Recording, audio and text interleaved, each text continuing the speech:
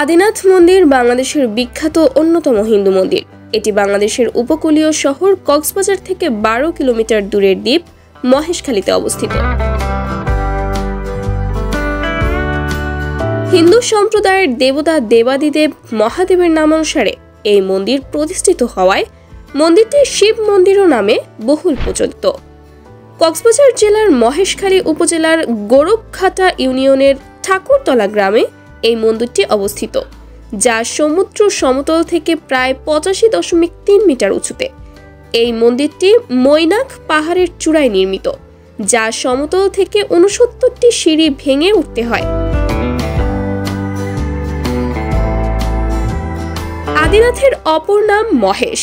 এই মহেশের নামানুসারে মহেশখালী।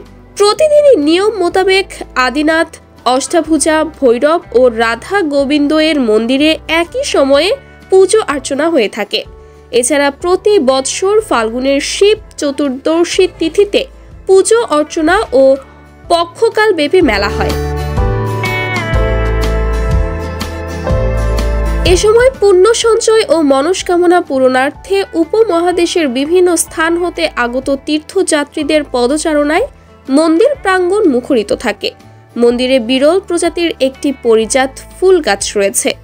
ভক্তগণ প্রতিনিয়ত মনস্কামনা পূরণার্থে মানত করে গাছে সুতা বেঁধে রেখে যান এবং কামনা পূর্ণ হলে সুতা খুলে পূজা অর্পণ করেন।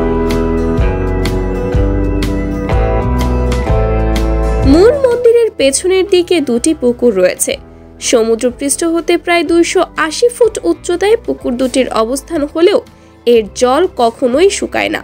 জনস্রোতে রয়েছে দুটি পুকুরের মধ্যে একটিতে স্নান করলে সকল রোগ দূর হয়। তাছাড়াও এখানে ভক্তদের জন্য বিশ্রামের জায়গাও রয়েছে।